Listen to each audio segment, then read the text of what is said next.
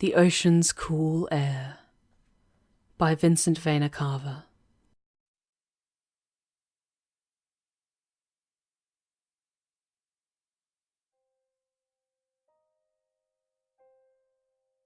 I stared up and into the heavens. Stars dotted the evening sky like little white splotches of paint, haphazardly splattered across a black canvas by some wannabe artist, believing himself to be the second coming of Jackson Pollock. It reminded me of the type of piece one might find in a terrible, surrealist art gallery. One where pretentious hipsters sip $2 chuck out of plastic cups, all the while hoping their idiotic interpretations of each exhibit will make others think they're more intelligent than they actually are. On a nearly moonless night, the tiny twinkling specks of light were the only things illuminating the darkness brought on by dusk. I had grown to look forward to nightfall. The days had become unbearable due to the constant bombardment of UV rays that I had been forced to endure. The evening's cool air tended to my damaged skin and gave me a reprieve from the daily beatings I took from the sun. The night also provided constellations, which had become a welcomed distraction.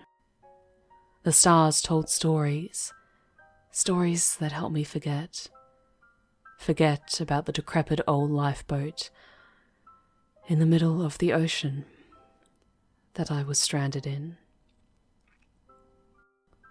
I barely noticed the commercial fishing boat as it approached my dinghy, a testament to how far gone my mind had become from the weeks of isolation out at sea. Even to this day, I don't know how they managed to spot my tiny boat shrouded in the vast darkness of the open ocean. "Hey there, are you okay?" The young man was looking down at me from the bow of the ship. His piercing blue eyes almost glowed in contrast to the black sky behind him. Upon further inspection, I could see the whiskers that had begun to sprout from his face, a result of going days without shaving while out on the water. As he scratched his stubbly chin, more of the crew crowded around the front of the boat to take a gander at me. I suppose a half-dead man marooned out at sea was the strangest sight they'd seen in quite a while, an honour I would hold only for the briefest of moments. "He's alive!" one of the fishermen shouted. "Let's get him up here now." As I watched the crew frantically buzz about the ship's deck like a bunch of worker bees, trying to figure out how to bring me aboard, a laugh escaped my mouth. Not a loud bellowing one, mind you, just a tiny giggle. It was the irony of the situation that I found comical. Perhaps that last little chuckle was the humour centre of my brain, finally fading from the weeks of emotional agony I had sustained, going out not with a bang, but with a whimper. Just a tiny giggle. It started with a loud crash across the starboard side of their boat. The fishermen struggled to retain their footing when the powerful impact caused their vessel to rock onto its side, nearly capsizing it. Shouts and expletives streamed from the mouths of the startled sailors as I watched them desperately try to make sense of what had just occurred. Another thunderous clang rang along the side of their ship, and this time it tipped. The once silent ocean air was now filled with the sounds of water as the trawler smashed across the surface of the sea, flipping completely upside down and sending the men toppling overboard into the cold, murky water. I struggled to lift my head in order to peer over the side of my dinghy at the anarchy taking place around me. The fishermen barely had a chance to breach and catch their breaths before it began pulling them back down into the abyss. Their panic quickly intensified as one by one they started to realize their crewmates were disappearing into the deep, dark sea. You've never truly experienced pandemonium until you've heard a dozen grown men screaming for their lives in the middle of the ocean. The young man who had first greeted me from the ship's bow thrashed and kicked through the water, urgently trying to make his way towards my lifeboat. With salvation mere inches away, he flailed his arms wildly, reaching and grasping with reckless abandon, attempting to grab onto the side. I watched the hope in those piercing blue eyes of his turn to hopelessness as a black, sludge-covered tentacle wrapped itself around his ankle and yanked him back down under with one quick jerk. It was the fishing boat's turn now.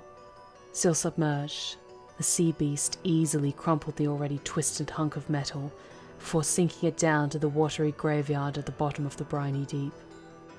There it would join countless other vessels that had shared a similar fate. Without warning, the massive creature erupted from the surface of the sea. I wondered briefly if the salty taste of the water that splashed my face when the beast made its appearance stemmed the ocean itself, or the blood of the men who had died in it. I shut my eyes, hoping not to catch a glimpse of its horrible features. The sound of water trickling around the Leviathan's body as it waded towards my lifeboat caused me to wince in fear. Though my eyes were clenched tight, I could still feel its awful presence as it closed in on me. I gagged and choked as the rancid smell of its hot breath forced its way into my nostrils and down my throat. With a thud, it dropped a mangled human limb across my lap, one of the fisherman's arms to be precise. It spoke only one word, the same word it had said to me many times before, and the same word it would repeat many times after. Eat. And with that, it slithered back into the sea, leaving me to myself again. I opened my eyes and stared down at the mutilated piece of flesh lying across my sunburnt thighs. For a moment I was tempted to throw it back overboard, but thought the better of it, fearing retaliation from the creature for not listening to its commands. For whatever reason, it seemed to want me alive, but I wasn't about to test its patience. I sunk my teeth into the skin and tore a chunk of muscle from the bone. It had been a week since I had last eaten. The hunger pangs in my stomach helped to subdue the horrors in my mind and made the atrocity of cannibalism slightly easier. I let out a sigh and looked back up to the starry night. I was alone again, and once more only silence reigned over the ocean's cool air.